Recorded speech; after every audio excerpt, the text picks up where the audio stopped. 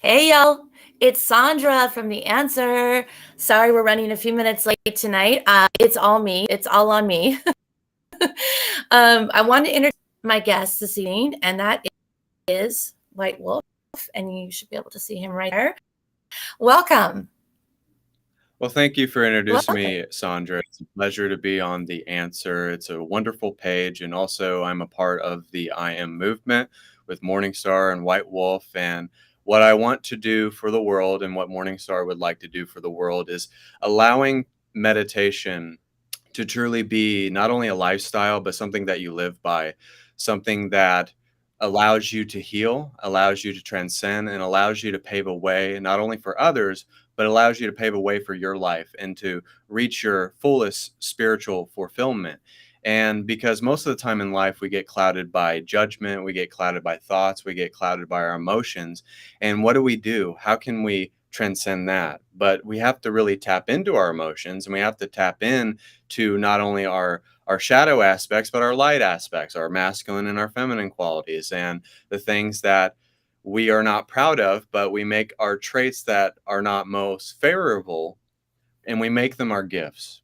So you're making yourself tonight into a beautifully wrapped gift, a portrait, a movie. You are the appearance of the movie. You're the actor of your life, and you are the divine channel that allows the actor to do the action, to make the realization, to make the creation and make worlds into existence, to, like it says in the Bible, to fling stars into space, if you will.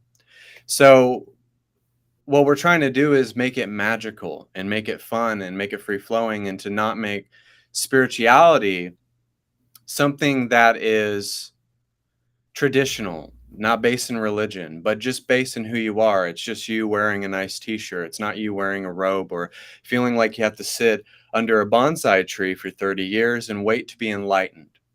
But you want it now. You want everything that you want now. It's kind of like that J.G. Wentworth commercial. Like, I need what I want right now, and I want to do what I want, and I want to do living by my full desire. So, how can we be led by desire itself? How can we let the meditation allow us to tap into that transcendence before we ever tap into it again? Because we've already tapped into it, we just don't know because we forgot. So, because of the realm of forgetting, because of the veil of amnesia, because of the way that we have to remember, but then once you do remember, it alives everything inside of you. It kind of pierces the veils of any scope of illusion because it allows you to perk up your chakras. It allows you to awaken, allows you to close your eyes so that you can finally see again.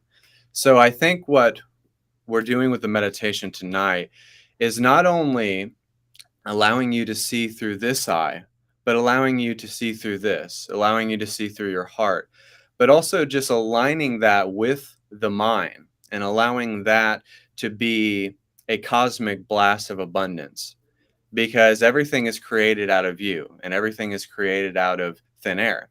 And we're not based upon matter or gravity or what my job says about me or what my circumstances say about me or how I feel about my current state of consciousness, because you can change it. You can implement a new way. You can literally change it in a nanosecond if you want it to change. But what happens is a lot of the times with meditations, and why our meditations don't get better, and sometimes we have days where we integrate and are transmuting energy, and we are feeling that denseness and releasing that heaviness of the third dimension. But what we're actually doing within doing that, feeling that heaviness, feeling that condemnation or regret or my emotions, and not following the emotional guidance system and not feeling like I can subtract this out of my life, or that I can move on from who I am right at this moment, because you're never the same uh, movie. Because sometimes movies can either get better with time, like they can put out the third or the fourth movie, but then sometimes it gets stale and you have to redefine yourself and also reinvent yourself. So it's a constant state of a process of reinvention, of self realization, but also self-reflection, and you are the mirror that reflects everything into your own appearances. So if you're not liking what is being reflected to you within your own perception, because everything is based in the realm of perception itself, because you can't have a perception without wanting to see, because most of the times we have either tunnel vision or we have what I would like to call blinders. So it's either we have tunnel vision and we're willing to see it and we're willing to get past it and we're willing to heal it. And then sometimes it's kind of like the drapes are over our eyes, or we have one of those things that you put on your face so you can sleep better at night. So a lot of times that happens. And when that happens, it gets into a state where you're limiting the metamorphosis. You're limiting the way that you are not getting past your shadow. And I feel like a lot of people are going from a fourth density nature of consciousness, which is love consciousness. It's a universal love that they're tapping into. But now it's being balanced with wisdom. And now that this transcendental love and balance with wisdom, which you could simplify it, is masculine and feminine, which is allowing us to go to a sixth density nature of consciousness where it is truly just us coming into unity. So this is balance, love, and harmony. And it's not disharmony. It's not having a fight with yourself. It's not like Rocky. It's not like the movie Rocky where you're having to fight Apollo Creed anymore. So, but the way that most of the time we have that with our life, we're actually fighting ourselves. It's not necessarily what's going on the outside. It's a little bit about what's going out on the outside, the war within light and dark. But it's also just the war that's going on within ourselves. There's anarchy going on with ourselves. So how do we get that anarchy out of ourselves? Or sometimes it's kind of like when a person is always negative towards themselves. I'm going to use myself as an example. I used to be negative towards myself, very pessimistic towards myself. And I would almost get to the point where it would feel so painful to be so pessimistic about myself, like I'm not worthy, I'm not this, or people tell me that you are so stupid, you'll never get back. And then you identify with that. So how do you break the identification of being a body and letting go of the body and embracing the soul, which is the light body that comes as the higher self? And sometimes our higher self is, I've been told in the past, was like standing above us and waiting on us to wake up. And it's like, it shows us, it offers us reflections, it offers us entities, other entities that we interact with to learn, engage, and understand. But then it's like we have this new paradigm, this new reality, this new self-realization, the new things that we're acting on. And it's allowing us to not only breach another density of consciousness, but another reality and another illusion that we're experiencing. But this illusion is more profound and more real and more understood of its God nature than it was before. So now I know that's a mouthful, but I wanted to give this little excerpt to where when you're doing the meditation, I want you to think about your life, and I want you to think about your growth, and I want you to think about the things that truly make you feel happy, not only within yourself, but within the outer world. How do you want the outer world to change? How do you want your reality to change? How do you know that you are the manifestation of life and you're the flower of life, but you are the manifestation of all these parallel realities happening simultaneously? And what we're doing, a lot of the times we don't realize that there's 12 aspects of ourselves, the monad, the I am presence. So the I am presence is 12 aspects of energy signatures, other chakras, other galactic chakras, but you're tapping in to all of your aspects all at once. So everything is happening everywhere all at once. So how could you not be feeling the whole weight of the world on your shoulders, right? How could you not be feeling lack, or how could you not be feeling like you're at war because maybe another version of yourself is at war, or maybe you're feeling another lifetime, or maybe there's some part of your past that is trying to come in and make you feel like you're in a box. But the divine doesn't leave us there. The divine does not leave us there, and it works with us and it's fair, but sometimes it feels like it's a hard lesson, or it feels like it's very rough or very contentious, and you feel like you can't get past it, or you feel like you can't get ahead, or you feel like that I can't really get into that state, or because someone else is doing better than me, then they're a bad person. And then you start pointing the finger, and then you realize as many times as you're pointing the finger at anybody else, at any situation, at any circumstance, immediately it comes back. And it's kind of like you got to read between the lines. But now you're tapping into cosmic ley lines. And I'm going to kind of end with this, but I wanted to make this opening because I feel like we need a discussion before we get into meditation, because we have to understand, like, okay, what are we meditating upon? Why are we Yeah. meditating? What are Yeah. the tensions that we're making? What are the bold assumptions that we're making?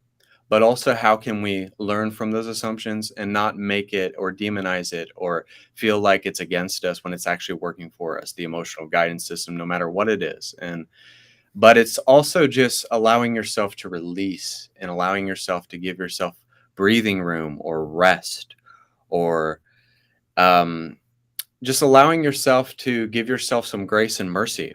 So this will allow you to give others grace and mercy, but then it'll allow you to also have discernment and also have power and authority to be able to choose the most empowered state, where you are able to mentor people, but you're able to give them fair, unconditional love, and you're able to give yourself unconditional love.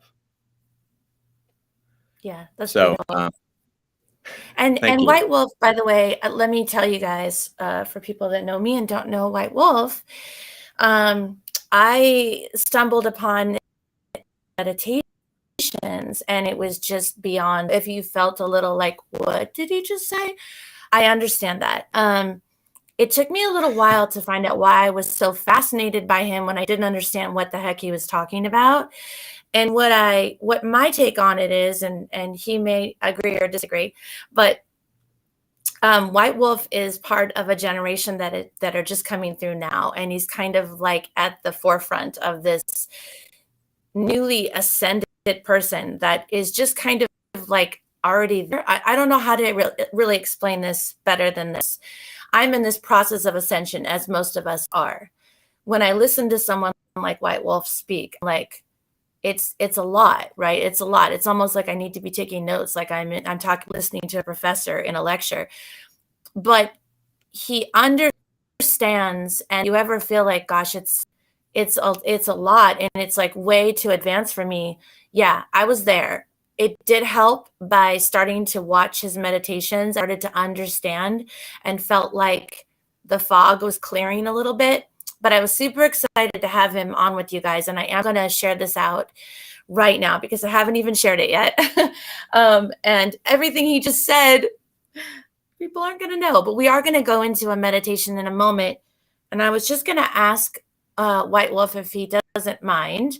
I actually have done private sessions or readings with him because I love the meditations, and I donate, and his donation link is at the bottom if you enjoy this meditation, which I'm sure you will. Um, and that's amazing. But I felt like I needed to have some sort of feedback on what I was feeling and what I was experiencing in the meditations were so life altering that I was like, I gotta have some confirmation. Am I on the right path? Does this sound right? Or am I crazy?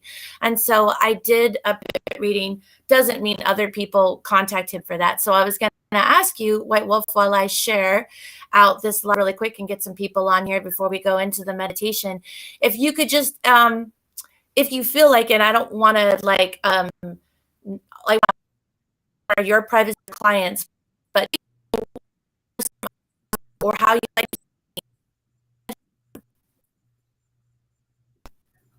Oh, you're cutting off like really, really bad.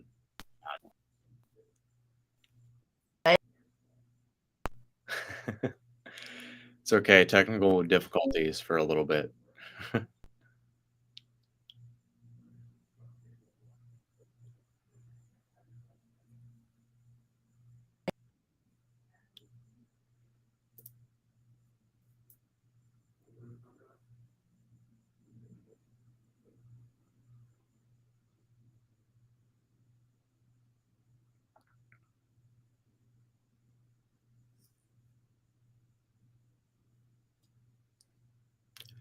We're having technical difficulties, ladies and gentlemen. Press the emotional guidance system. But we're having technical difficulties.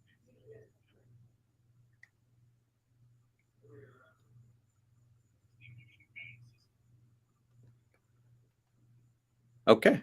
Oh, she is not there. Oh my.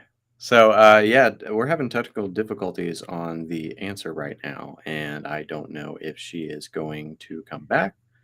I don't know what is happening, but yes, we're going to start the meditation very soon. And with this meditation, I want it to be something like a horizon that's giving you something to go on. And also just know that me and Morningstar, we're running private sessions as well. I'm with the I Am Movement. It's been a page I've been a part of with my girlfriend for quite some time now. So thank you guys.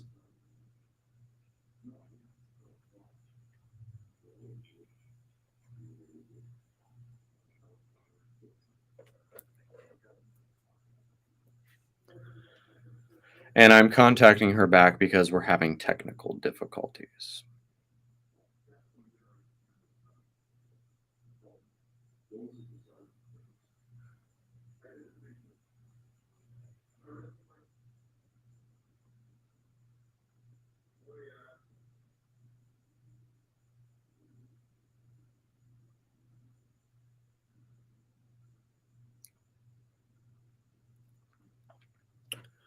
Okay, she is going to end the live, and we're going to be coming back to this live feed. So everything's good on my end, but apparently not on hers.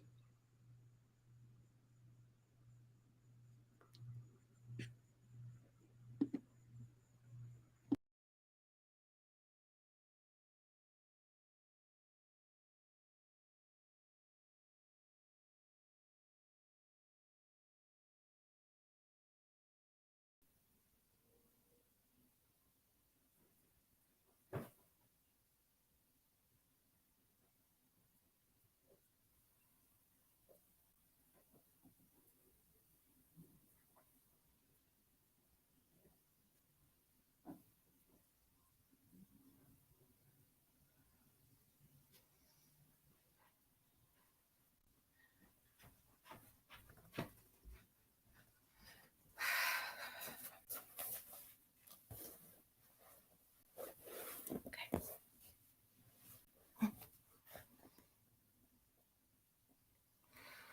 So let me go back.